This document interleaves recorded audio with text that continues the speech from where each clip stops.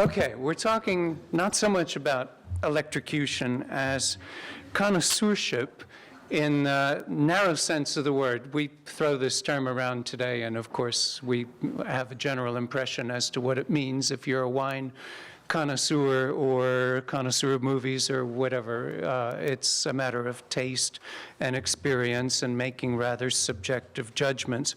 But there is a more specialized use of the term, at least in the museum business. I guess you could say it's true for art history in general, that Rembrandt connoisseurship specifically deals with who did it, questions of authorship and the argument as to why that might be by Rembrandt or not by Rembrandt. Of course, this can be a rather complex thing when you bring in technical evidence, X-rays, autoradiographs. We'll see some of that today. And of course, the questions of different painting techniques and the effects of aging after 300, 350 years can really affect that. In fact, if you're a decent connoisseur or just museum person, and now I think I am, so I sort of do this automatically. If I'm traveling in a museum that's fairly new to me and I'm looking at paintings I haven't seen in a while, then the first 10 or 15 seconds of looking at a painting, if it's an old painting, is a kind of unconscious condition check. What am I really looking at? Is this a ruin? Is this in good state? Is it on canvas or panel, which affects the appearance of a surface? And that just passes you by rather quickly if things are fine with the picture. But if a painting, and this is true for a lot of Rembrandt school works, have really suffered from over-cleaning or relining or whatever it might be in the past, then you might be thinking about what is the condition of this picture on the wall of the Hermitage for a good 2 or 3 minutes before you're really taking in the image and the style for its own sake. So connoisseurship can be complex in respect to those questions, and also because Rembrandt had some 40 pupils or followers in his lifetime, people who were admiring his work, who lived nearby, who were in some cases trained by him, in other cases were simply artists in Leiden or Amsterdam who were strongly influenced by him. Most, I would say, maybe 90% of the works that in the past have been de-attributed from Rembrandt, which were once considered to be Rembrandt's, but today are no longer considered to be by Rembrandt. At least 90% of those works were produced in his own lifetime by people who were well aware of him, sometimes personally and other times simply as a person who had a big reputation in their city. Now, if this question were raised back in the 1960s, you would have gotten a very different answer. It was almost automatic to say about a lot of the works that were rejected from Rembrandt's oeuvre that they were done in the 18th or 19th century, that they were later imitations. And now with chemical analysis of paint, with the dendrochronological analysis of wood panels. You cannot date canvas, but it is possible by means of X-ray. When canvases are sized with lead white, they create, of course, X-rays read principally lead more than anything. So when you size a canvas with lead white, you get a very clear impression of the canvas weave. And you can actually count the weave, the thread count, the gauge of the thread, and determine that this is a 17th century bolt of canvas, and even that it's the same piece of canvas that Rembrandt used for a picture. Now, if that's true, and a painting is also painted on the same bolt of canvas, the same manufacture, that probably gets you into Rembrandt's studio. That doesn't mean Rembrandt did the other picture. It just means it was a bolt of canvas that was available in his studio. While I'm on this digression, I should mention that roughly speaking, about half the pigments that were used by Dutch artists in the 17th century were bought at the corner store. lead white and the earth pigments and some of the more common minerals. But for fancier colors like Vermeer's blue, which might be ground out of lapis lazuli, any sort of custom color or expensive pigment would have been ground in the artist's studio. So suppose chemically you can prove that it's the very same lot of I don't know, some particular green that Rembrandt used. Well, that indicates that you're in Amsterdam around the same time. If it's common pigment, if it's a rare pigment, it probably means you're right in Rembrandt's studio. It still doesn't tell you that Rembrandt did it. All the time, we get phone calls from people who own pictures. For example, my grandma said it was always a Rembrandt. We want to sell it for $40 million and retire. Can't you point an X-ray machine at it or, you know, do some hocus pocus in the lab and tell me it's a Rembrandt? Well, no. I mean, technical evidence doesn't tell you that. It tells you that probably that it's a 17th century object, possibly from Amsterdam. But all that technical evidence simply gives you more evidence, a bigger body of evidence, which you still have to judge rather subjectively. Finally, all of this is complex because we live in a very different society today with different attitudes towards what artists do. I won't presume to say what you think about what an artist does. I wish someone sometimes, when you get these cranky people complaining about Christo's gates or a shark in a tank of formaldehyde or sometime, you know, I just wish they'd call me up. I have this sort of daydream, you know, let's call the Rembrandt guy at the Met, because surely he knows what, you know, fine art is, and he deals in Gilt Age material, and he'll tell us this is all a bunch of crap, and we'll feel very, very gratified by that. It's a conspiracy of, you know, Mary Boone and other people. But I think what I would say to them is what you would say to them, that art is what artists do. Who is an artist? Anyone who says they're an artist. You know, it's simple. Art is a matter of intent in our day. But this is, of course, something which puts an enormous emphasis on the individual and their own personal contribution to things, personal expression and public statements of a personality are part of the art world today. And this, as you know, began essentially in the Romantic period in the 19th century with exhibition pictures by Delacroix or Manet or whoever it might be. Courbet was an egomaniac who made public statements and exhibitions. And in 17th century Holland, this wasn't quite the case. Rembrandt, I think, was very conscious of his own personality and that he was a special case, and many people regarded him in those terms. But at the same time, he was by no means an isolated genius. One of the points that you'll see today visually in the slides, and that I will make again, is that there were about probably 3,000 pictures, roughly speaking, produced in Rembrandt's style between about 1630 and 1680 in the Netherlands. He did about 10% of them. Well, what does that say about the demand for Rembrandt's look? We really have to think about the demand side of the equation. Rembrandt created a look, and he also created more profoundly a way of dealing with serious subjects, biblical subjects frequently, or mythology, or simply a portrait. His insight into the character of an individual in a portrait really did matter, and a lot of people saw that he was special in that regard. But we very much have to credit his society as well for being interested in that achievement, and in many cases wanting that Rembrandt style and that Rembrandt content, if it were, say, the rather subjective interpretation of a biblical subject, frequently an Old Testament story told in a rather original way. there was a tremendous demand for those pictures that were like Rembrandt, whether they were by Rembrandt or not. And in Rembrandt's own day, the great majority of Rembrandt-style pictures were sold honestly for exactly what they were. Here's a Rembrandt-looking picture by my pupil Ferdinand Boll with a signature. It wasn't a matter of trying to dupe the public to think that all of those pictures were by Rembrandt. Let's start now with slides. We've got many of them, so I'd better get cracking with slides.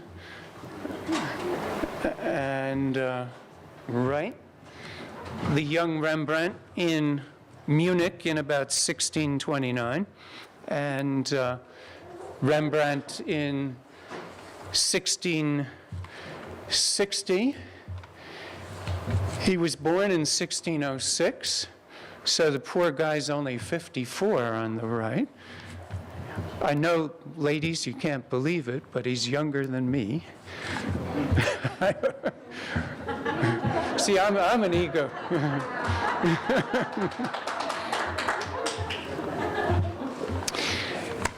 So this man has changed a lot over the years, obviously in terms of his physical appearance, but also in terms of style. This work in Leiden of about 1629, this painting is only about 10 inches high, and the other one is a bit over 2 feet high. So this technique here is fairly tightly descriptive. At the same time, quite impressionistic. It's wonderful for its textures of the material of the lace collar, and of course the hair with the butt end of the brush describing some of the locks of hair right over the forehead. Very thin, dark paint for the shadows around the eyes, and of course, the picture has been slightly overcleaned, but you did originally see the brown ground in the area of the eyebrows and in the hair and also in the ear. Rembrandt's actually using the brown ground that he put on the white gesso of the panel as an effect of shadow in the face. In the later picture, the paint is much broader. You would have to study it in the Met, and of course you can to really see that, but I think you get a sense of that in the details of the costume, and you can also see that in this detail of the face, which obviously is a slide that's too red, and incidentally, the other slide is too pale.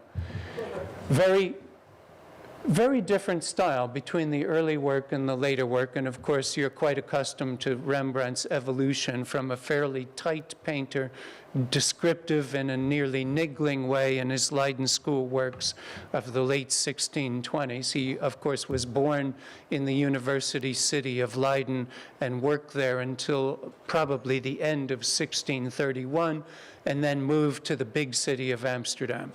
It was a bit like going from Philadelphia to New York to join the art scene, or Washington to New York, or whatever. Incidentally, the capital was The Hague at the time, and that really was a wealthy place, but rather provincial, with the court in The Hague. That is, not the court itself, but the rest of the service community in The Hague. So I'm rather fond of saying it was like Washington and New York, The Hague, as opposed to the big commercial center of Amsterdam.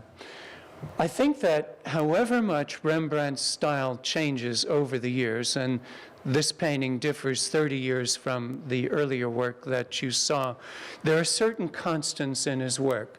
He's fascinated by observation. He may describe effects of observation such as light, texture, space, the play of shadow, the suggestion of atmosphere.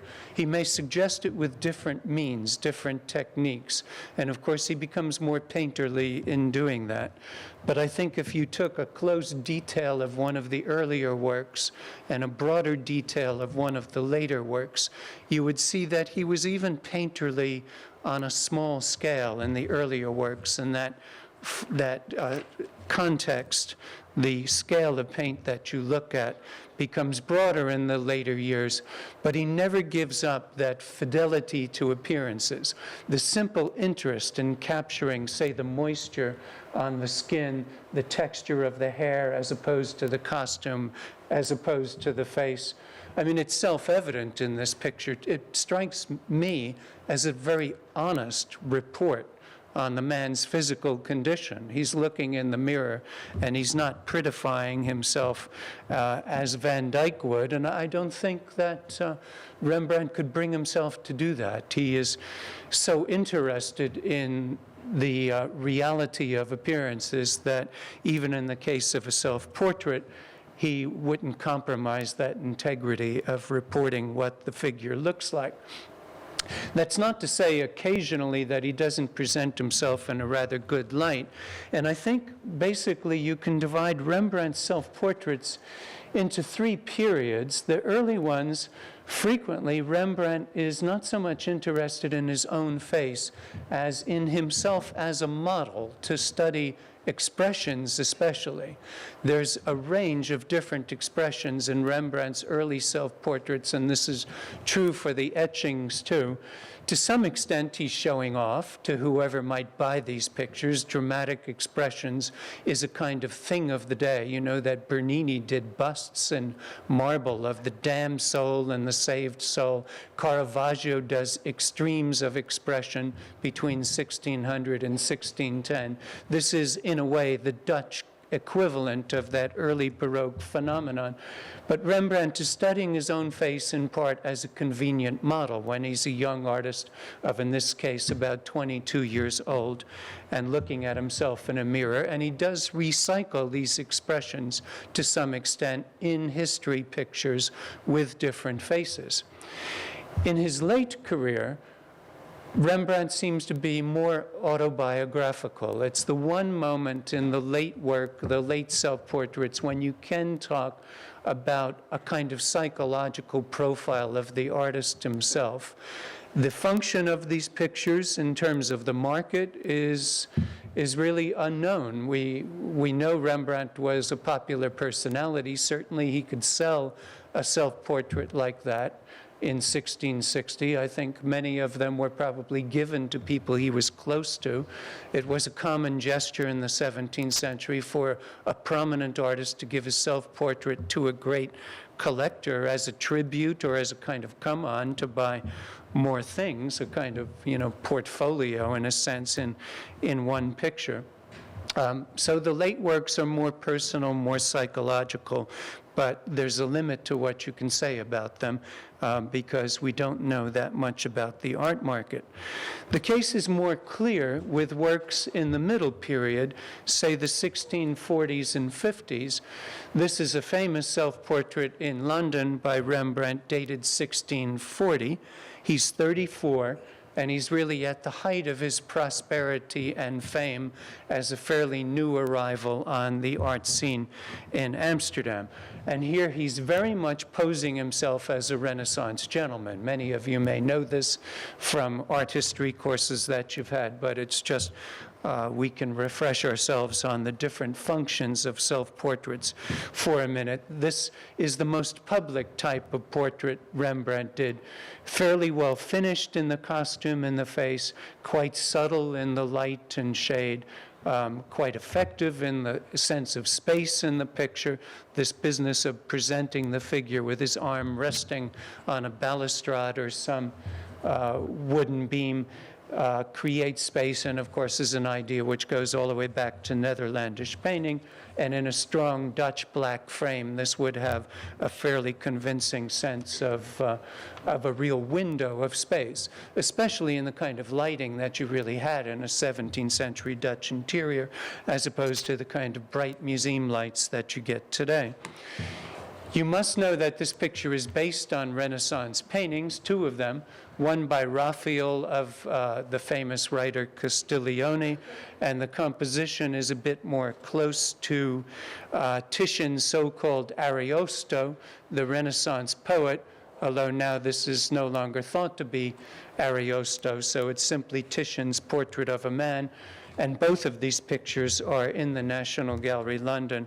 Again, Rembrandt's of 1640 and the Titian of about 1512.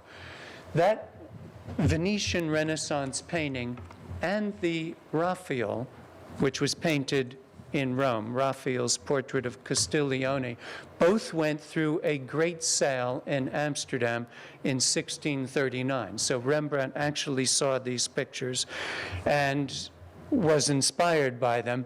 But you can also say in a broader sense that Venetian portraiture of the 1500s spread throughout Europe in the 1600s as a strong influence. The reason is basically that Titian, Giorgione, Lorenzo Lato, and a few others, Morone and so on, introduced a more casual, more relaxed form of portraiture that went down very well with the international courtiers. The idea of a courtier became a gentleman who's completely polished. Castiglione himself wrote about this, had all of these talents and abilities, and yet wore it very lightly, as if it just came easy.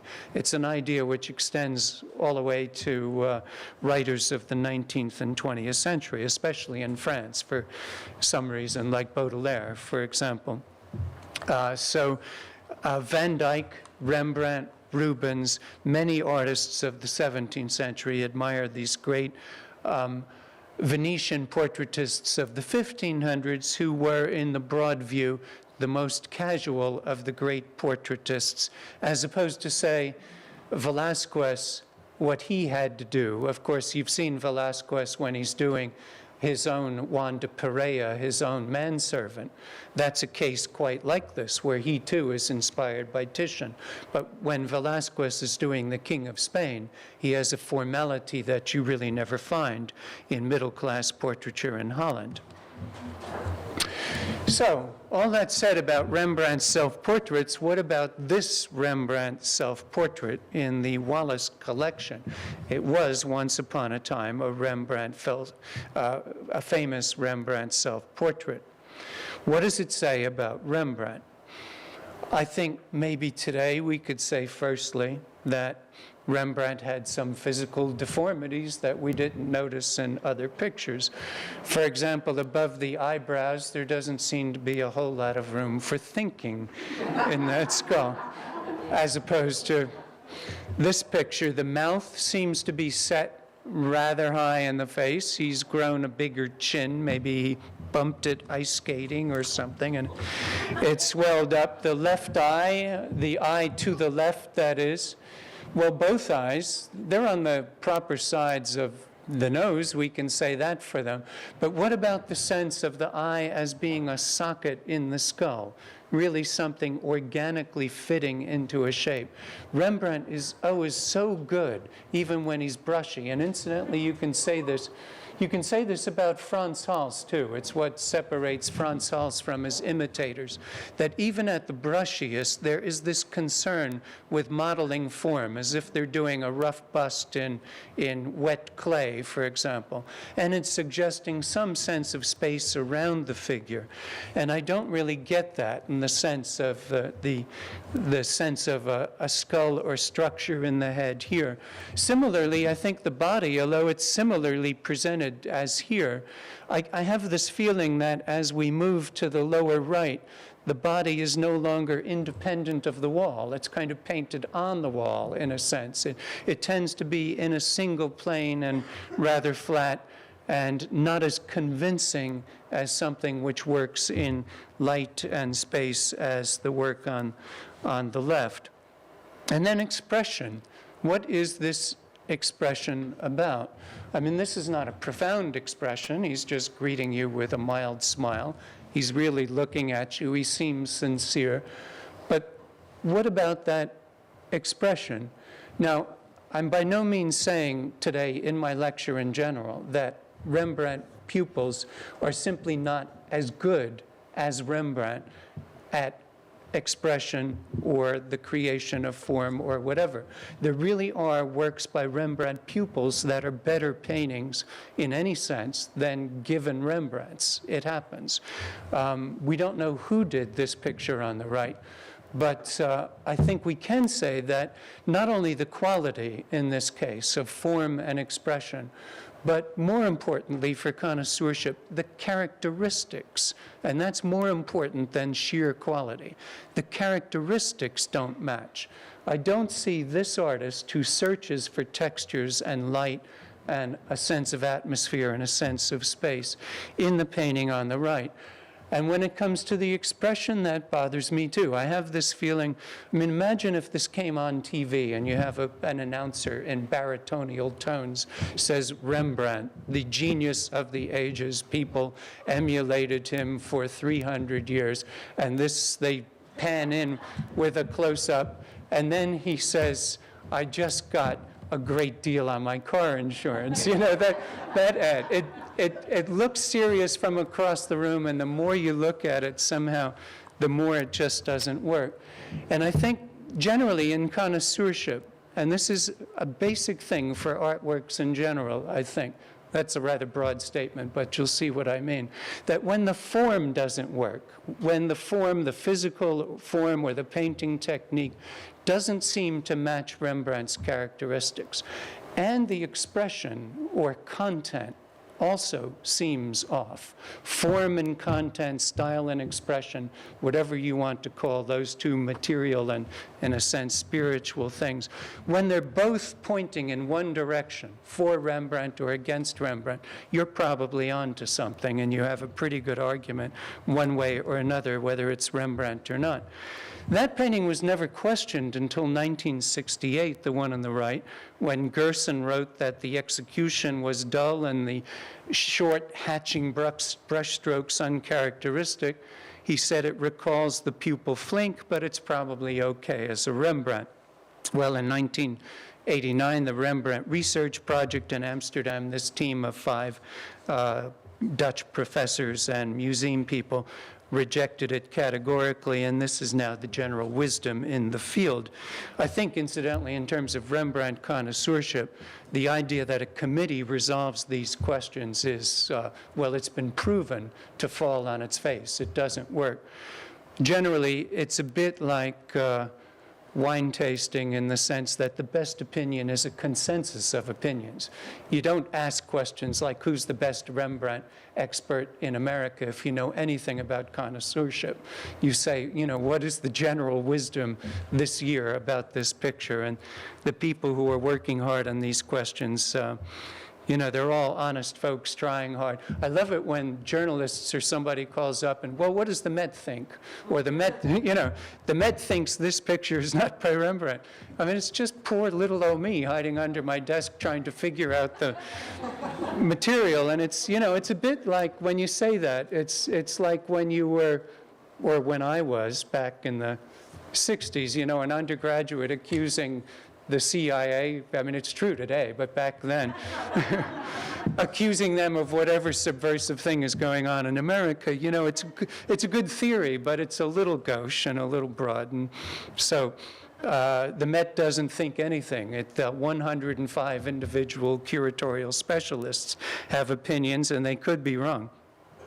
What about this picture's function? What was it sold as? I mean, we don't actually know that. And to really judge this work, you know, we make fun of it, or I did anyway, but we don't know why this picture was produced. It could well be by someone like Govert Flinck, a good painter of the pupil of Rembrandt of the 1630s, who went on to be a greater success in the 1650s than Rembrandt was at the time, and quite a fashionable portraitist and history painter. It may have been produced in Rembrandt's studio as an act of emulation by a pupil, and then sold as a portrait by Rembrandt by that pupil, as a perfectly honest homage to Rembrandt and a commercial product sold from his studio at the same time. Or it could have been produced elsewhere in Amsterdam, and it's just possible it was produced at a later date as a kind of dishonest thing. I suppose it had a lot to do with which customer walked in the door. You know, if it's You know, the burgomaster of Amsterdam, they don't mess around with that guy. He's got big commissions in his pocket. But if it's some German tourist, I mean, you read in the 17th century, you read these remarks about Germans. This is a Dutch thing, and they'll still say this today, that this particular pupil of Rembrandt was so good that he painted a man in a golden helmet and signed it Rembrandt, and some stupid German bought it. And they always throw in that remark. My family is all, you know, back to the Stone Ages German, so that's not my problem, but it is a kind of Dutch thing. Oh, I'm sorry, I wanted to compare this painting by Flinck of a portrait of Rembrandt signed by Flinck and dated 1639, which is also in the National Gallery, London. So here is a certain case of a known pupil of Rembrandt doing a portrait which apparently is meant as Rembrandt, or a very Rembrandt-looking guy, signed and dated Flinck in 1639. Certainly by the mid-1630s already, Rembrandt was a celebrity, and portraits of him had a good market, whether they were by him or not. Here is a Rembrandt on the left of 1634, a rather famous one in the Hermitage, St. Petersburg, of Rembrandt's wife, Saskia, modeling, but his description of her is rather idealistic. Her face, a kind of kabuki doll version of what she really looked like, and a painting by some pupil, although there's a Rembrandt signature swimming in a muck of paint to the lower right. I think you can see the texture in the lower right, even, you know, like a pool of mud around the Rembrandt signature there. There may have been some previous inscription which was painted over and then Rembrandt added to it. Although Rembrandt's wife, her appearance is the origin of this face in both cases, neither of these pictures were sold as portraits, and Rembrandt used his wife simply as a model, rather like Rubens used his two wives as models. It was a kind of ideal of womanhood that came very close to home. In this case, the picture was sold as the goddess Flora.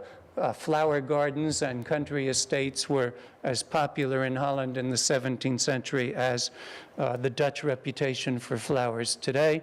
The figure on the right is also a flora, and all kinds of fancy characters and fancy get-ups, exotic costumes that are not Dutch at all, had a good market in the 1630s. This goes back to biblical and mythological pictures, which were selling well on the market as well. But this is something of a different case. Fancy pictures of exotic-looking figures in foreign, antiquated-looking costumes were simply sold as exotica during this period, and they were generally described as in inventories as tronies. It's a now defunct Dutch word, T-R-O-N-I-E, plural with an S. And if you're really fluent in French, you might recognize the defunct French word trône, which means face or expression, or the best English equivalent actually would be visage, another defunct word, which can mean expression or face. And that's what these pictures were called generally in Dutch inventories in the period, implying simply a character, some kind of interesting face which sold well on the market. Today we tend to interpret a lot of Rembrandt in autobiographical terms, and this is often quite inappropriate for Dutch taste at the time. The style of the picture on the left, the genuine Rembrandt, well, firstly, I should say this simple premise. Whoever that student is around 1633, 34, around the same time as this picture, is basically based his technique and style on Rembrandt's paintings, period. That's his frame of reference. And this is a basic difference in terms of method between the pupil or pupils in general. Some gifted pupils were different, and Rembrandt himself. Rembrandt's style has a much more complex origin. It's partly the world of art before him, like his own teacher, Peter Lastman, This is David and Uriah by Rembrandt's teacher, Peter Lastman, around 1620. The local color, the emphasis on texture, the rather tight description, the sense of space. It's a rather illustrational style, you might say, for biblical pictures in Holland in the 1620s. It goes back to the German Adam Elsheimer to some extent and other artists who worked around 1600. And basically it's a style for fairly small pictures, cabinet paintings such as you would find in a Dutch home, rather than an altarpiece like you would find in Antwerp, painted by Rubens or Jacob Jordaens or Van Dyck. So Rembrandt's looking at earlier artists, and a great number of them. In a sense, in a profound sense, Rembrandt taught himself by looking at the entire world of art that preceded him. And he's also looking very hard at direct observation, at particular models. And I think you can sense that when you look at a detail of this 3.5-foot high picture, that at some point, he must have draped some kind of fancy scarf over a chair to really study how metallic threads and silk threads behave in light. And it's not yet his later, in a way, more visual, impressionistic style, but still this is pretty good stuff, and not the kind of detail that you find in Pupils of Rembrandt at this time. He's also looking at the broad world of pastoral subject matter, this kind of shepherdess, which is quite erotic in Utrecht painting, the Catholic city of Utrecht in the eastern part of Holland or the northern Netherlands. This is a Honthorst of about 1622, and that kind of picture-perfect woman who is some sort of imaginary Arcadian figure based on Renaissance literature is also something which influences the goddess Flora in this picture.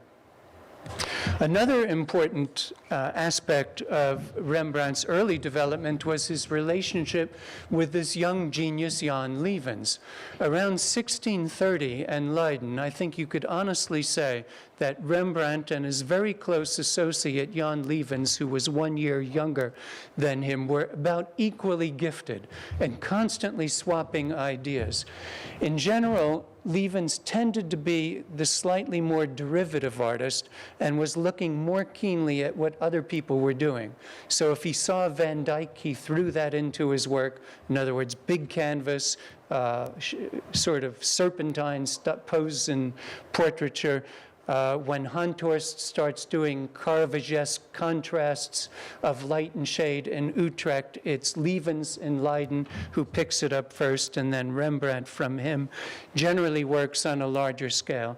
That is an important portrait by Lievens on the right of a prince of the Palatinate, which is in the area of Heidelberg, and his tutor.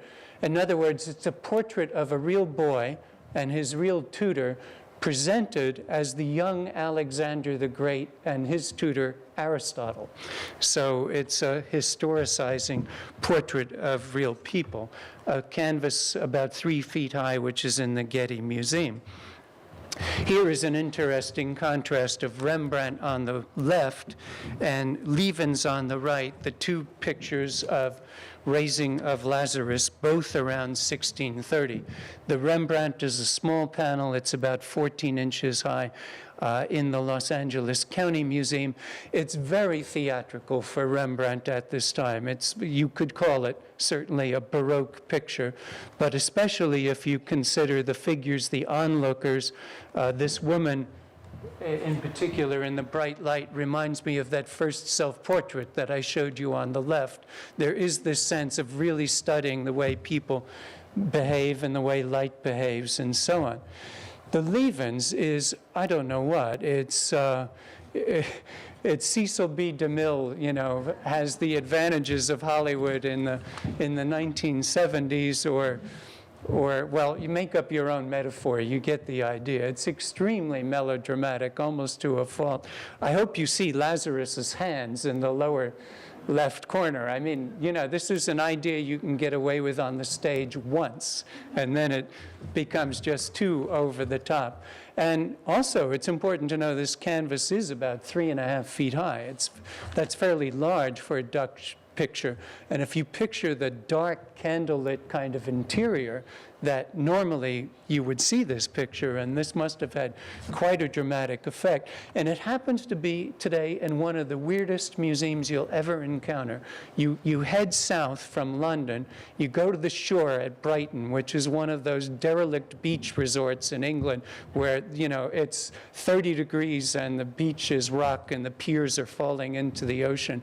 And then you go to the Royal Pavilion, which is this nut house that looks Indian on the outside and Chinese on the inside. I don't know if you've ever been there, but it was rightly used, the interior in wild Chinese style with lots of red and gold, was used on the cover of Huysman's book, Against Nature, which is all about cocaine snorting and so on. And then you go on to the Brighton Art Museum and Science Pavilion, where you find stuffed dodos and stuff like that. And then you walk into one small gallery of 17th century pictures, and that freakish thing is there. And it all seems so much of a piece that it is really something that one must do, and fortunately I did it in the late 60s, where any trip like that, I wasn't in my right mind.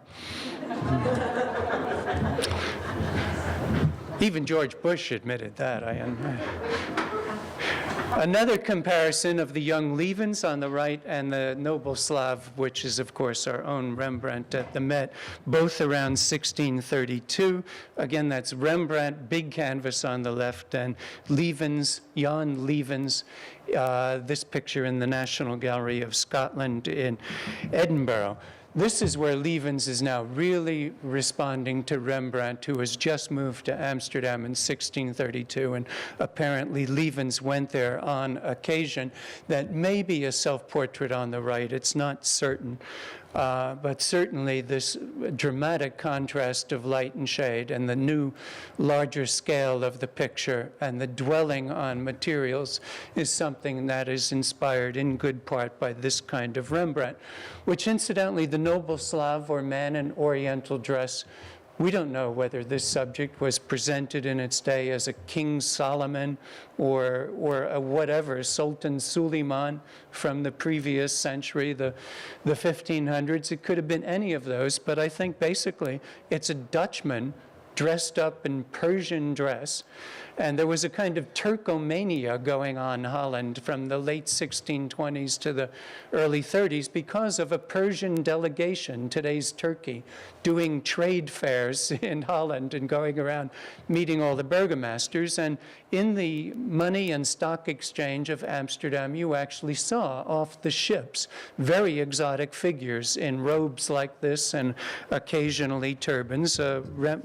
Rembrandt's Amsterdam was quite an exotic and cosmopolitan place, not as much so as Venice, but still it was the great port of Northern Europe, so that they saw exotic figures. There is an inventory of the princely collection in The Hague that mentions not this picture, but a painting by Levens, and it says a picture of a sultan after some Dutchman or other. What a way to describe it. I mean, it's an Oriental character, but clearly the model is simply a Dutch face. I think in terms of style, these pictures are quite similar, but when you stand before the canvases, this one in the Met is extraordinary for its textures on the surface. Rembrandt does something which must have been inspired by probably his first exposure to a painting by Rubens around 1632. All of that shadowy area of brown and black to the lower right in the costume consists of maybe 2 ounces of paint. He's just sketching in black on the brown ground. And basically no Dutch artist had done that before. Dutch work was generally much tighter and much more finished with opaque layers of paint, whereas Rubens and Van Dyck were sketching in that very loose manner. And when you look closer at this picture, it's extraordinary, the range of textures in it. I think it was really done for a distinguished collector of some kind. It's a connoisseur's picture, technically and in terms of its exotic subject matter. And it's not, you know, a subject that someone would buy because it's their grandfather. It's a subject that appeals to a collector precisely because it's exotic. The Levens is a wonderful picture. I don't have to explain that, but I think in terms of, again, sensing volume in the figure, where is the volume beyond the contour of the costume? How convincing is the depth or texture of the costume? Levens adores shiny fabric, so maybe it's a slightly unfair question, but I feel a little bit like I'm flying over a Frank Gehry building, you know, and this is a layer of titanium and all very flashy, but you don't quite know what's beyond the surface, and that is a kind of effect that you generally don't see in Rembrandt. Here is the face of the noble Slav, again too red, but you can see the extraordinary dwelling. This is slightly under life size in the original, dwelling on the differences of texture of different kinds of hair, aging skin, the skin on the face different than the neck, and then, of course, the metallic threads of the scarf at the collar. When you next see this picture in the Met, just go over the whole surface and think in terms of texture and what Rembrandt is suggesting with a little bit of brushwork. And then look at this picture, which is right next to it. And you might well wonder what is going on here. I mean, is this Rembrandt, as the labels and signatures say, in 1632 and in 1633? This is Rembrandt's Bellona, the goddess of war, sister of Mars. It's also about 4 feet or 4.5 feet high. And it's signed, and I think genuinely, Rembrandt 1633, whereas this is 32. Rembrandt is 26. He's just arrived in the big city of Amsterdam. He is moving very rapidly. He is inventing himself in a sense. And there's quite a bit of shifting styles in the early 1630s. It's also important to consider the function of these pictures. Bellona, for example, is an imaginary figure based on Saskia again. This picture has been rejected by Rembrandt scholars in the past, as recently as 1968, because it was a failed portrait of Saskia, Rembrandt's wife. In fact, she was only his fiancée in 1633, and they married in 1634. So is this a good idea, your fiancée as a battle axe, literally? This kind of highly unflattering portrait, if this is based on her too. I think that it's likely that these pictures, although they're both imaginary figures, Bellona and the goddess Flora, both goddesses of antiquity, had very different functions. The face of Bellona, homely, maybe on purpose. There aren't many Bellonas made in Holland around this time. Some of them are sculptures, but you can say that they are invariably homely women. And I think that the Dutch were actually getting at a point that this is meant as an analogy to the Dutch military or civic guard, and they want the figure to look distinctly Dutch and distinctly unlike the Mediterranean goddesses that French and Italian and Spanish painters usually present. It is a nationalistic type, and the goddess is meant to stand for the nation's army. That's a possibility anyway. I think that probably this picture was done for some military figure, some civic guardhouse in Amsterdam or similar institution. Here in the Met, we have 6 Rembrandts, all of 1632-33. As a connoisseur, you can walk from one picture to the next and say, the style of that looks to me different than that. That, again, is different to those 2 portraits. And those 2 portraits are kind of dull and boring. And then you get those 2 kind of exciting portraits right next to them that are only 1 year later in 1633. What is going on with Rembrandt? And part of it is just inventing himself, changing style rapidly in the early 30s in Amsterdam. But a very important part of it is what is the function of the picture. Who was the patron? It is likely that in these 6 pictures we have a commission for a military organization, a fancy picture for a great collector, a pair of portraits for a couple of dull conservative people, who maybe annoyed Rembrandt and underpaid him and were dull, cousins from the provinces or something, and a really hip downtown couple which wanted the latest thing in portrait style. And, a lot of this information is lost, but it's not fair to Rembrandt to say, that picture is by Rembrandt, so that one can't be by him. The social function of these pictures is frequently lost information and a very important part of the argument. One little clue in this picture, seen here in an X-ray and an autoradiograph, and I don't know if this is clear, but Rembrandt, again, he's only 26 and he's a new guy in town. Now you see this vertical form here is a sword. Originally, in that woman's left hand, she had a sword, and she's got her hand on the hilt and the point is stuck in the ground. And she's standing there proudly and holding the shield in her right hand. Rembrandt completely repainted both sides of the picture to make the sword in her right hand and put the shield in the left. Why would he do that? Now, maybe he just didn't like the way it looked artistically. That is possible. But I think probably whoever commissioned this said, oh, no, nobody around here carries their sword in their left hand. I mean, Spaniards do that. We're professionals. We put our sword in our right, so Bologna's going to have the sword.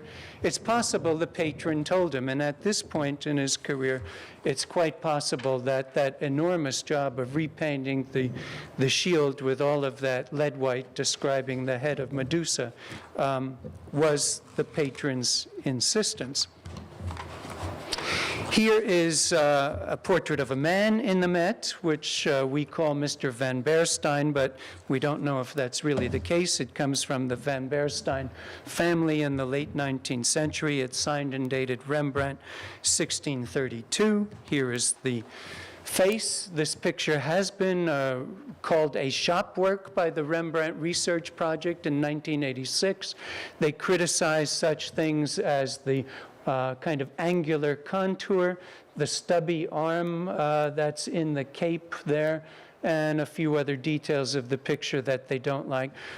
Rembrandt characteristically painted stubby arms in the 1630s. It does not compute necessarily that great artists do great things all the time. Rembrandt could not do horses and elephants worth a damn. They look kind of ridiculous, whereas other artists, lesser artists, were great at those subjects that they did frequently. So it's again a question of, do the characteristics match frequently? And a stubby arm is actually something that suggests a genuine Rembrandt. As for that angular contour, the Rembrandt team didn't think that a lot of these gentlemen wore a sword under their cape and that would create that kick, and a contemporary would recognize that. And this guy's also got a wife who is on the right side. And that little arrow of form in an abstract way tends to relate the two pictures formally together. That's a possibility. Finally, the face is just a wonderful essay in textures, whatever you think of the expression. It is in that respect consistent with the noble Slav. You have to, in analyzing the quality of a picture, it's easy to find fault with certain passages you don't like the contour. You must explain the strongest parts of a picture too. You get this all the time. People say, the hair, the ear looks stupid. It's not by Rembrandt. But, how about that nose and eye or whatever? You must explain the strongest parts of a picture too.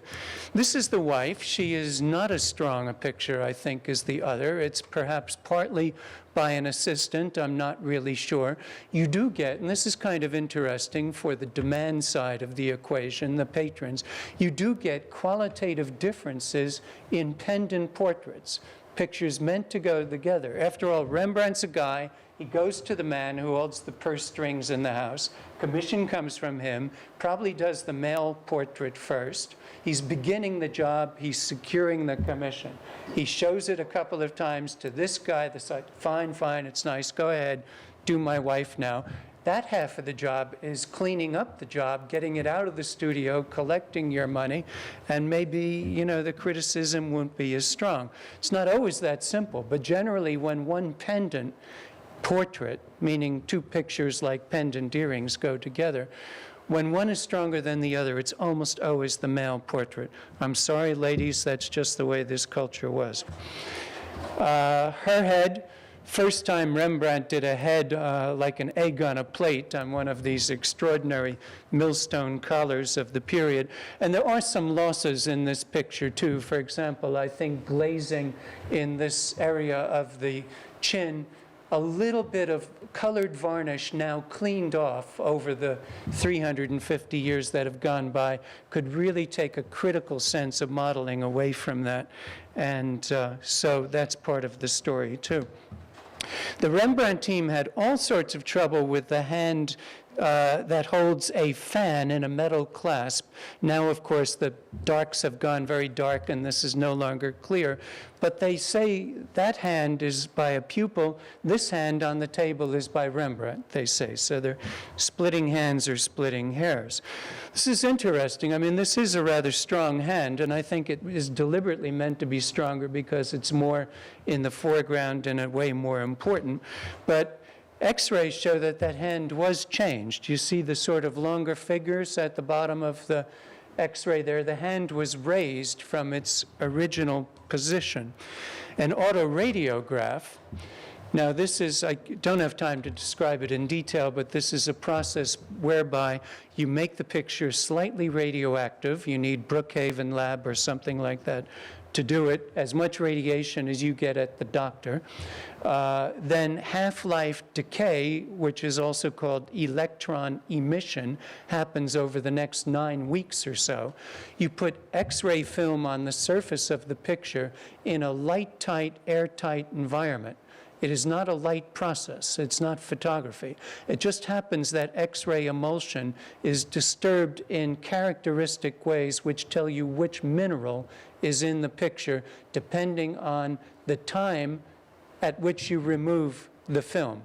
In other words, after 3 hours, you get the lightest minerals. After 9 weeks, you get the heaviest minerals. So it actually separates layers of paint. And autoradiography does not read lead white, which is used a lot in these pictures, so it complements the evidence of X-rays. Here, all we see compared to the X-ray is some clarification. Yes, indeed, there was a different hand. You can see the different hand like a glove hanging down more clearly. A different autoradiograph reads a different mineral within the lower layers of the picture, and you get this in probably the 8th autoradiograph, which reads basically very little except the pigment that was used to paint the table. And what it tells us is that the table was painted around the shortened hand. So the table was inserted, the arm was shortened for the sake of the table, and also a sense of wall was put to the upper right, and this composition was revised so that it somehow made more sense in space. Perhaps, again, in response to criticism. You get this kind of change more in the 1630s than later in Rembrandt's career.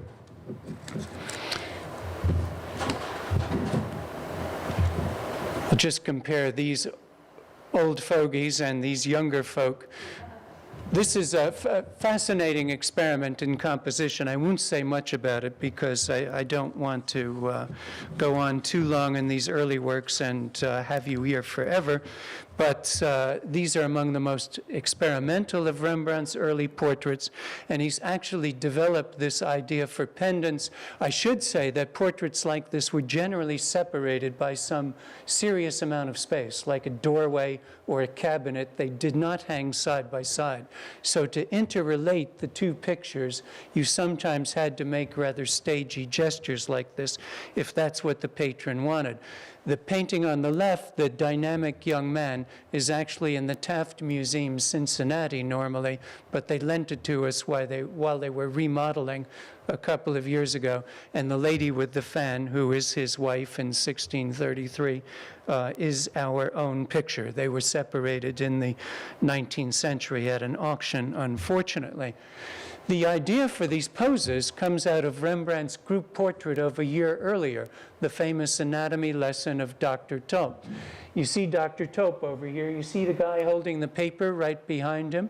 I think he was probably the source for this dynamic pose of that man on the left.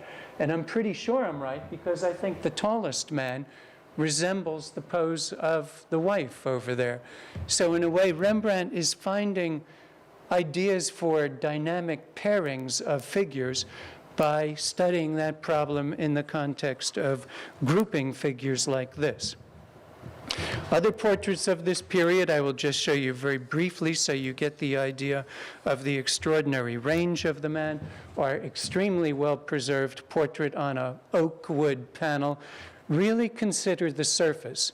If you have two pictures quite like a conservative portrait like this in 1632, life-size, and one is on a hardwood panel that's been polished and then gessoed, carefully prepared, that's a slick surface that takes paint in a very different way than a canvas surface, and of course survives differently over the ages. Generally, a panel is either ruined or well preserved, but a canvas is all kinds of damage and many ambiguous kinds of damage. You're pressing the paint right into the weave of that delicate fabric when you clean a picture, and so they respond very different over the years, and the paint simply looks different on different surfaces.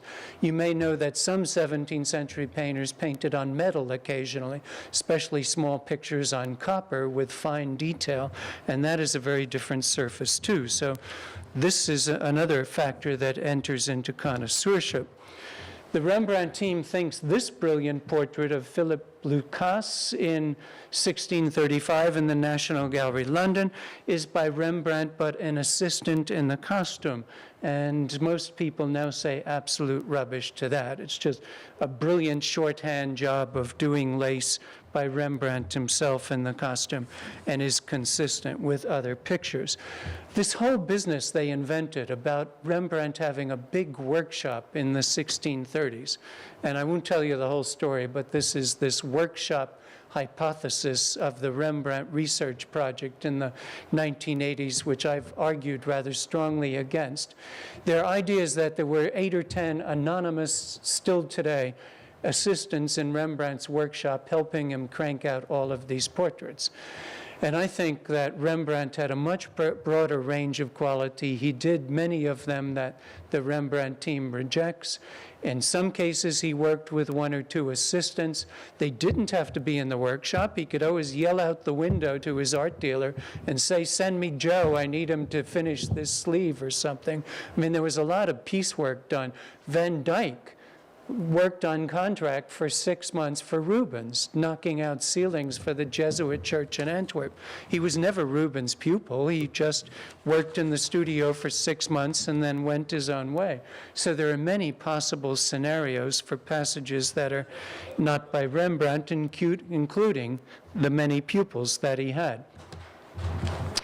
I would now like to slightly shift gears, skip these 2 dull portraits in the Wallace collection.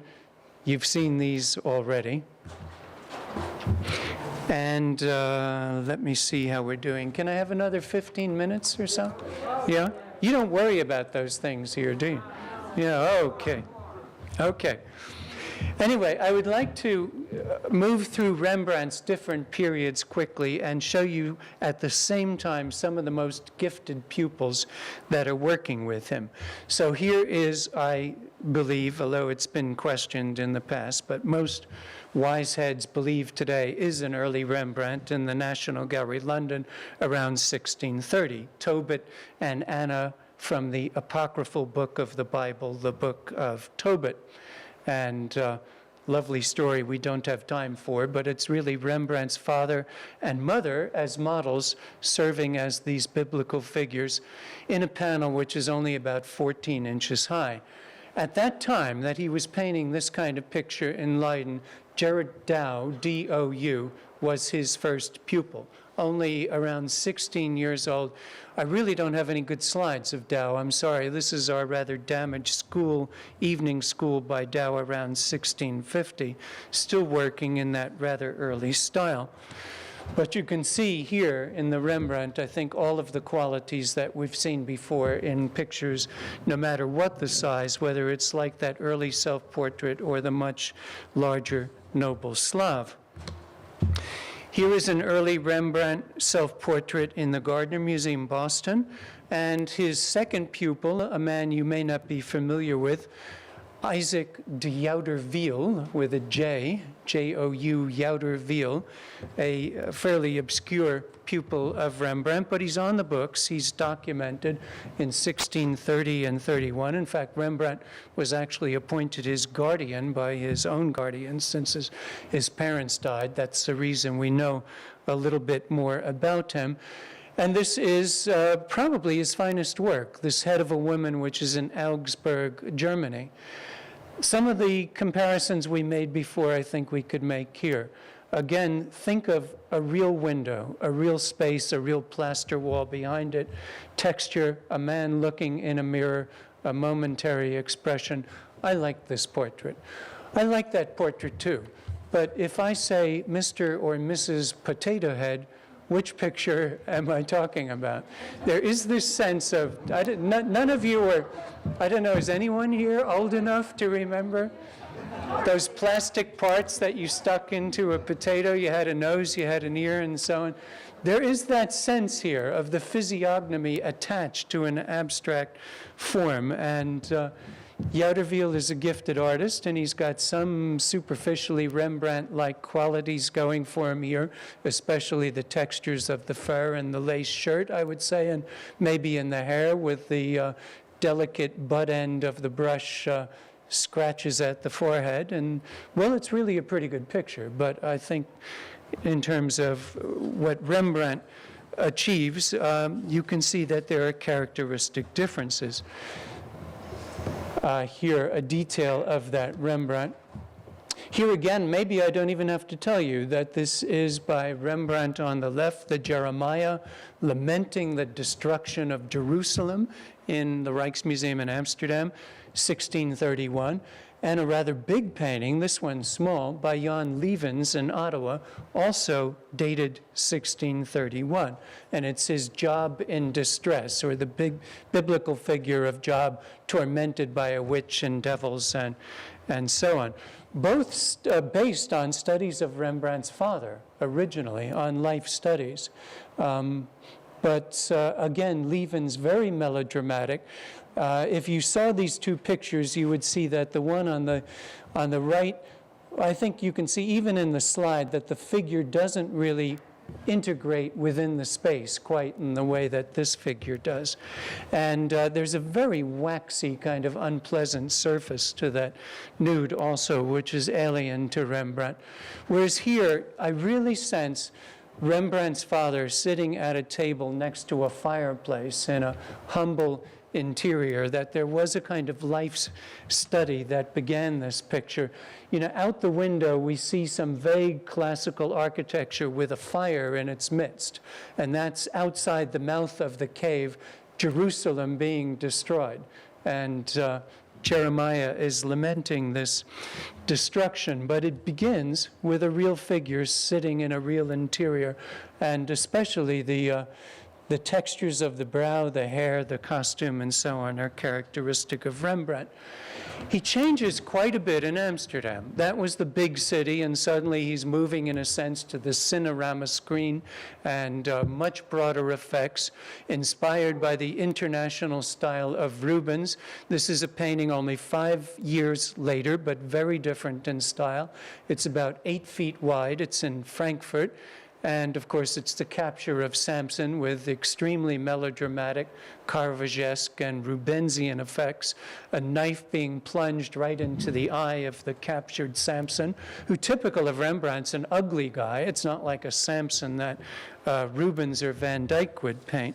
He actually painted this picture as a gift for the greatest connoisseur in the Netherlands of the day, the prince's secretary and art advisor, Constantine Huygens, who was a great poet and musician and all-around gentleman at the court in The Hague, and it was he who dispensed the money on behalf of the Dutch princes, and he gave Rembrandt a commission for 6 pictures of the Passion of Christ in 6 different paintings, and then Rembrandt, as a thank you present, gave him that picture and told him to put it over his fireplace and hang it in a strong light to best effect. The viewing distance, I think, in these pictures was frequently different than the way we press our noses to pictures today.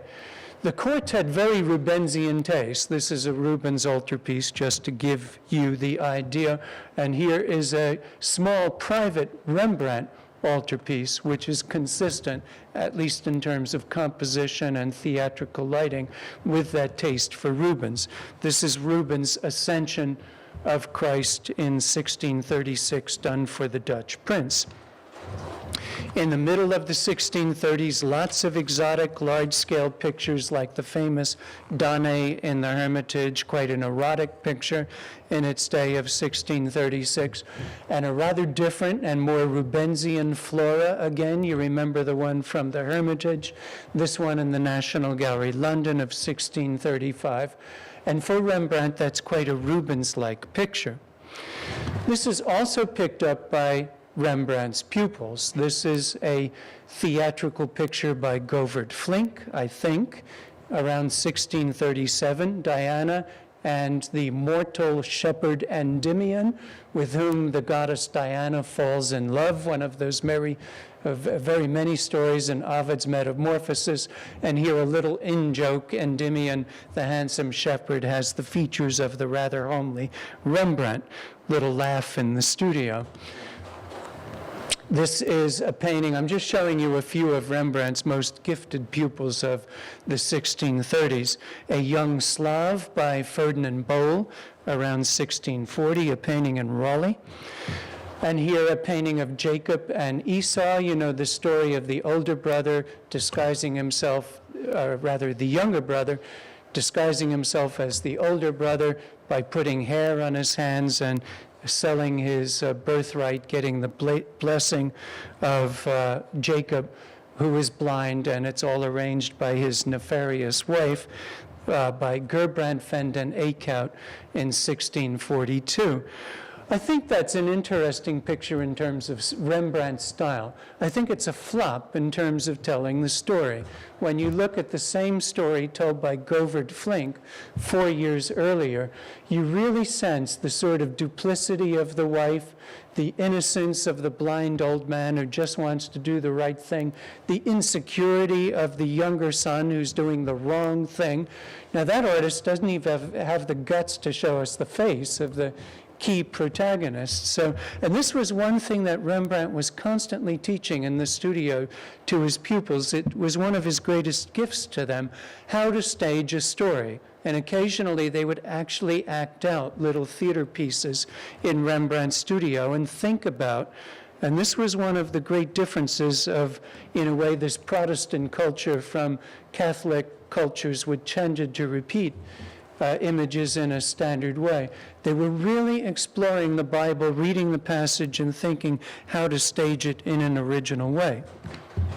Any one of those artists could have done this picture in the Met, man in a steel gorget, signed and dated Rembrandt 1644, but it's a false signature. I think it may be an Eekhout. I'm not sure. It doesn't matter to you.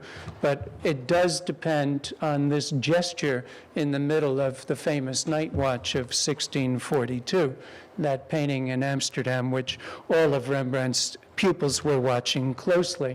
Here's the whole thing in a terrible slide. One of his most brilliant pupils was Karel Fabricius, restaging the raising of Lazarus in the early 1640s. It reminds you of the earliest Rembrandts, but it also clearly takes the tumult and theatrical lighting of the Night Watch as its point of departure. Fabricius actually was in the studio when that great group portrait was being painted. Here's a detail of the Christ. This overall fuzzy look on the surface is over-cleaning of the oil paint. It's unfortunate, but that's not quite the way the paint really should look. And a detail of Rembrandt's etching from the early 30s, quite influential for this composition. And another detail of this picture where, again, Rembrandt makes a guest appearance. Then Fabricius goes on to do this work in the Los Angeles County Museum, probably in the mid-1640s, Mercury and Argus, a very painterly picture, which was copied as a famous Rembrandt by Fragonard, this painting in the Louvre. Too bad, Fragonard. I mean, he's trying to learn the technique of Rembrandt, who he greatly emulated, and in fact, he's just copying one of Rembrandt's most gifted pupils.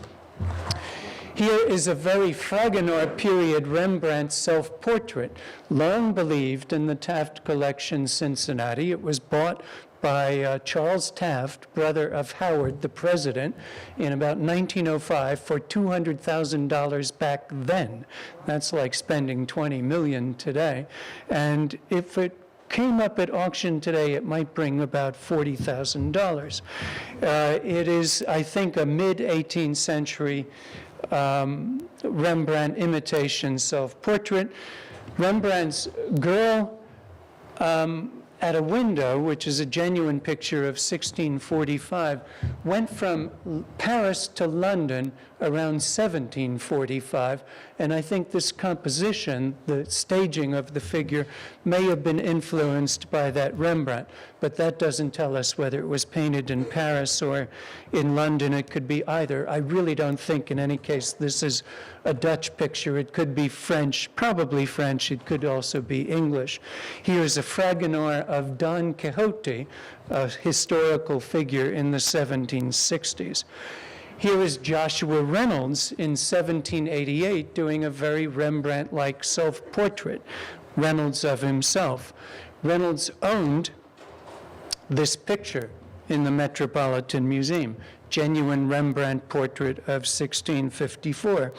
He also owned this Rembrandt of 1654, where everything is just fine except the background is damaged and overpainted, and I amuse myself by thinking that the background is by a great artist, Joshua Reynolds. It's just possible. And then Fabricius, as you may know, goes on to do these pictures in Delft, this still wonderful Rembrandtesque, Wanda Pereira-like self-portrait of a man looking in the bathroom mirror and doing a painting really worthy of Rembrandt himself, Fabricius' self-portrait in 1650, and then also a great portrait, but a very different style in Delft. You may recall both these pictures from the exhibition in 2001 in the Vermeer in the Delft School. That's dated 1654. This is, I think, very much an Amsterdam picture in its texture. If, here I go again, you ladies think which lips you could kiss or which neck you might want to nuzzle, if your imagination moves in that way, it's this guy. You can actually imagine it because of the physicality of the picture, whereas that's a kind of dreamboat vision at a certain distance, and you can't put your arms around that figure. It's a sort of tactile and optical approach, and that's a regional difference between North Holland, South Holland, Amsterdam, and Delft, and that's why that guy leads to the early work of Vermeer. Here is his Sentry in 1654. After the Night Watch, Rembrandt does some wonderfully introspective and rather tender biblical pictures. He becomes a more contemplative figure. This is Rembrandt's Holy Family of 1645, and a picture that this kind of very domestic treatment of a biblical subject influence. That's Nicholas Maes doing a genre painting of a mother and child, a lace maker of about 1654. Maes, M-A-E-S, one of Rembrandt's best pupils of about 1650.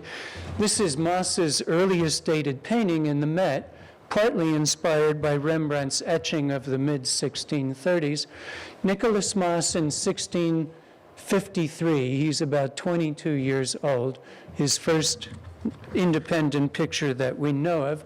And I think in terms of the staging, it's really at least as good as the Rembrandt etching, maybe better. At least I'm very fond of the sincerity of this picture.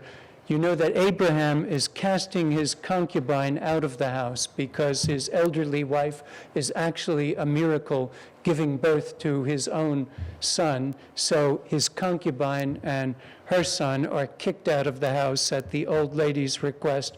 And he's saying, you know, go ahead, the wilderness isn't as bad as you've been told. You'll be just fine. You'll find some other guy in a few weeks. And the boy, and what a brilliant touch to put the dog, the kind of Ur type of fidelity, Fido, at the bottom of the stairs. And the boy, and her, you know, expression, you know, please, I'm hurt, just shut up, let's get it over with. And the boy's expression also, if you know, can imagine disgust on an 8-year-old's face, this is a pretty convincing job of it. Another pupil of the 1640s, and I'll end pretty quickly now, I promise, Samuel van Hoogstraten. We know him very well from later pictures, which are rather Delft-like and really very different than these two early works. I think this is a pupil work by Samuel van Hoogstraten in Chicago around 1648 or so, and that is only 1650, slightly later from the Hermitage, a young artist, possibly a self-portrait. By 5 or 6 years later, this guy is doing pictures like this. So, you know, this is fashion. It's the new sort of genre, indoor subjects. And that's our image of this guy. But if you know some of his student works, and then you look at this famous Rembrandt that in 1986 came to the Metropolitan from the Hermitage in St. Petersburg, Russia, on the cover of the damn catalog, and it pops out of the box, and my friend and fellow curator in European paintings, Keith Christensen, says with the artlessness of a person who's in a different field, Italian painting, why the hell is this a Rembrandt? Well, you know, when you've grown up with it as a Rembrandt, you don't say that quite so quickly. But once it popped out of the box, that seemed to be a pretty good question.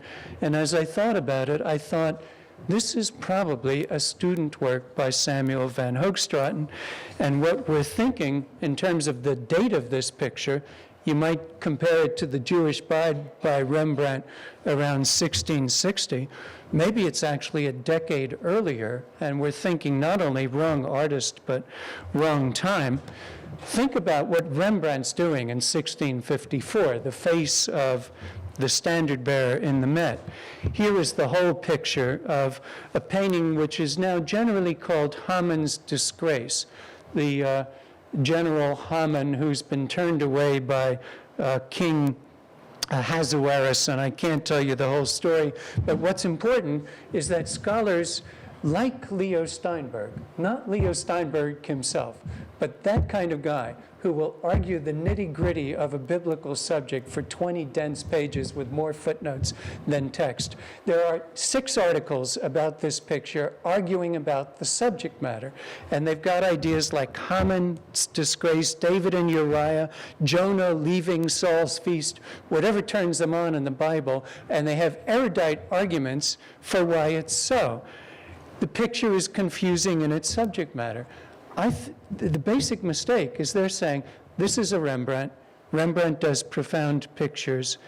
What is the profound subject matter? Wrong hypothesis. This is a student of Rembrandt. The picture's meaning is confusing because it confused the student. The subject is simply not well expressed, well realized. I think the story of Haman's Disgrace, which is what this subject matter is told rather poorly in this picture. The guy's, you know, he's going to his death by the king's decree for some betrayal on the battlefield.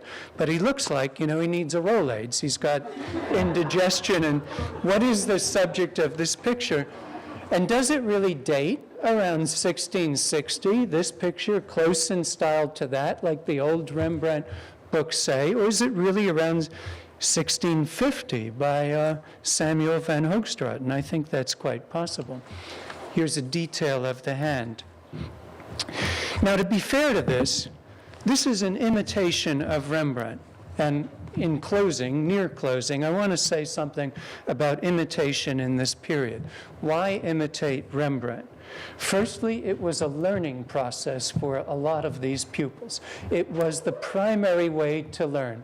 The closer you got to the master, the better you were learning. It was the basic foundation course in the studio, not, study anatomy and so on. There was a bit of that, but basically you learned your master's way of painting. Secondly, imitation was very much emulation, paying respect or homage to that famous artist, whether he was an artist of the past or not. It was not taken amiss at all to imitate an artist. And this whole business about uniqueness and authenticity that we have today was very different in the 17th century. If you could paint a picture that looked just like a Rembrandt, or for that matter, that guy Titian who died 100 years ago, you're a genius. Never mind imagination. You're a great painter because you equal one of the greats in your technique. That was the general thinking in the 1600s.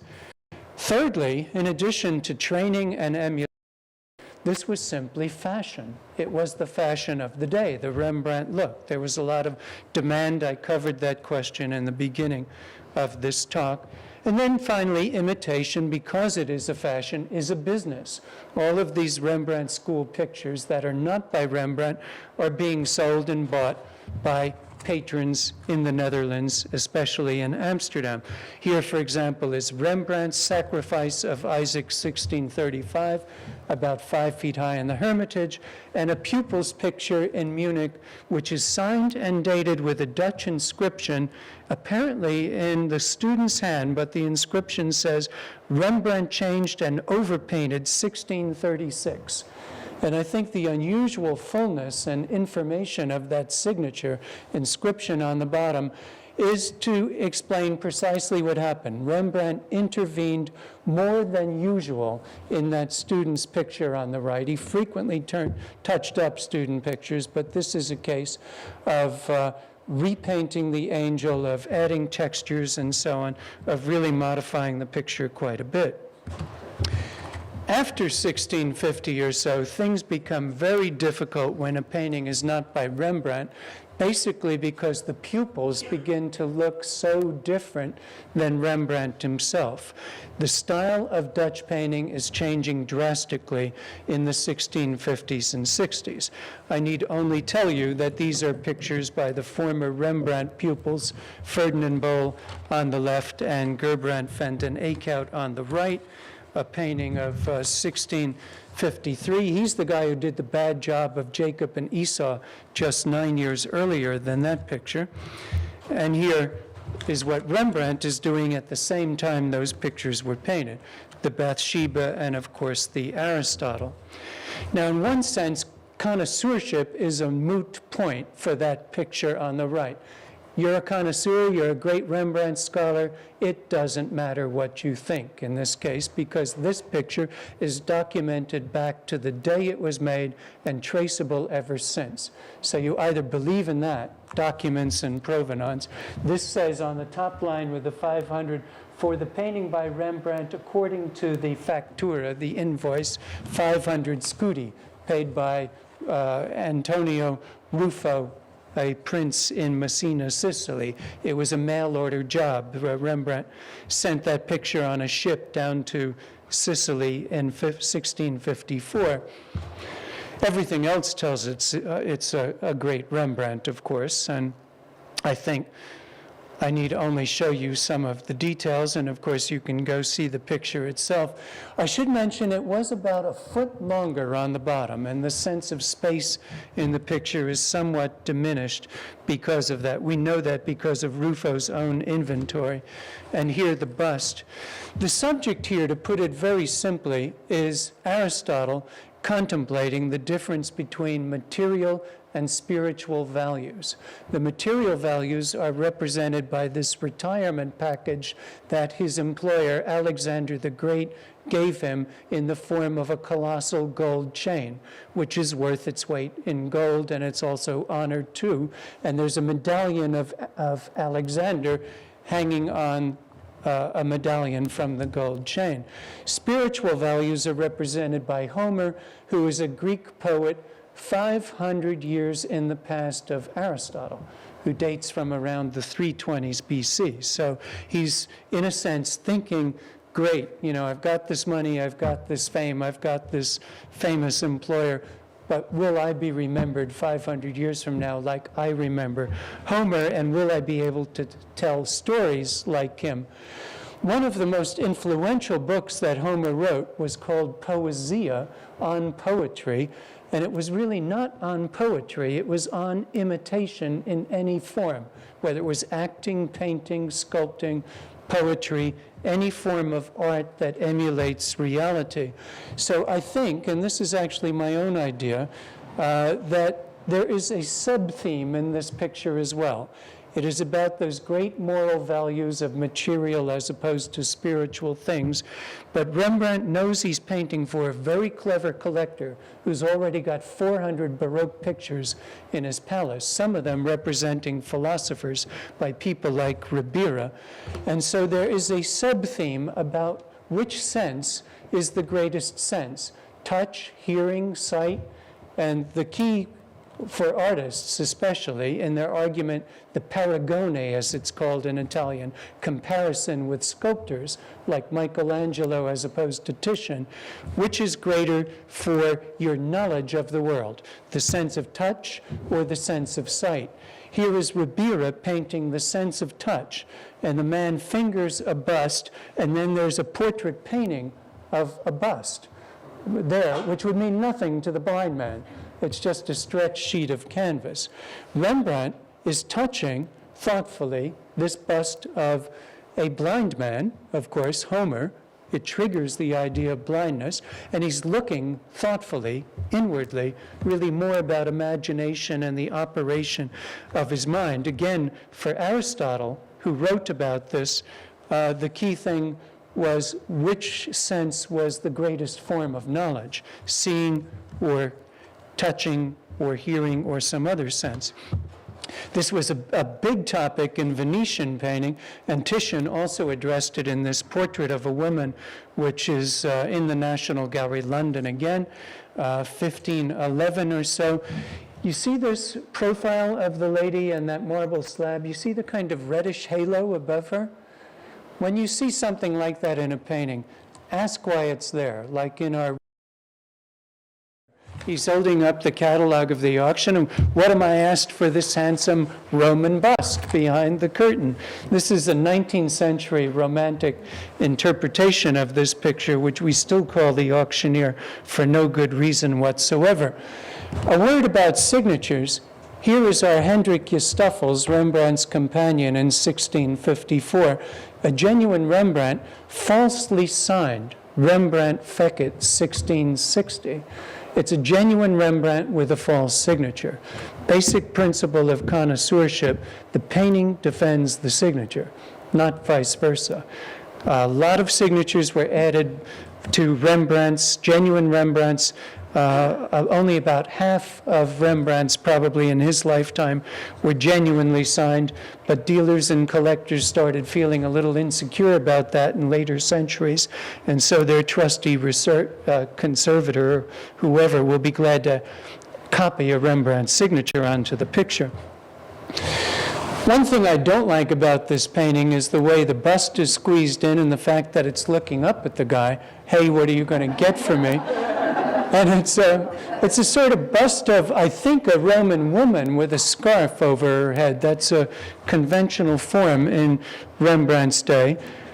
I don't have time to discuss this picture in detail, but I'll just point out that the autoradiograph reveals first thoughts for a window to the upper left, and then the artist says, no, I'll do a column instead. I've never seen that kind of rethinking in Rembrandt. He might modify the setting to strengthen the space, but to change a motif from a window to a column, and a truncated column, that's what you have over the guy's hat, a column broken off, stands for eternity. It's a suggestion of the soul and is a common motif in portraits of the period. But that's an odd gesture for a guy as thoughtful as Rembrandt.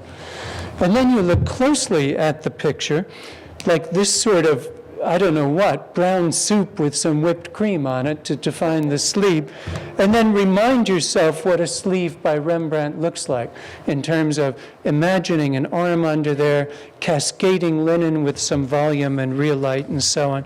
And this is really a very different thing physically, and I think that comparison holds up for the face too.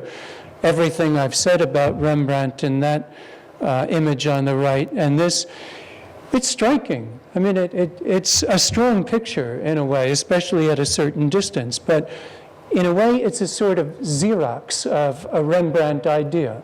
It's his contrast of light and shade simplified and really just dealt with on the surface, quite like that soup of describing drapery. Who did this painting? Any one of several pupils of Rembrandt around the 1650s, and I'm tempted to say here they are in a pupil's drawing. That's a Rembrandt pupil drawing of the 1650s of Rembrandt in the middle and some guys gathered around doing a study of a nude in a life class, looking rather like Rembrandt's Danae. And the guy in the back with the hat on is simply looking at the nude and not doing anything. And you'll notice those busts overhead, studio props like the nude herself, and one of them just coincidentally happens to remind you of this bust. That is just a kind of hint at what Rembrandt's studio was like, although even this is not, of course, an accurate record, but an artist's conception of what the situation is like. For a while, I thought maybe William Drost, who did this picture, Willem Drost in the Met in storage, this Sibyl, may have been the artist responsible for this. I put the two pictures together and with a little more maturity. I don't think so. This is something ideally that a connoisseur should do. Just put the canvases side by side. Of course, you have to be able to borrow paintings, and this was just two pictures in our own collection so that we could do that. William Drost was, for a decade recently, in the 1980s, accused of doing the Polish writer in the Frick collection. His name was the flavor of the month for not by Rembrandt attributions. It was by the Rembrandt Research Project themselves that came up with this idea. Is this figure by the same artist who, are they both not Rembrandts by the same guy for that matter?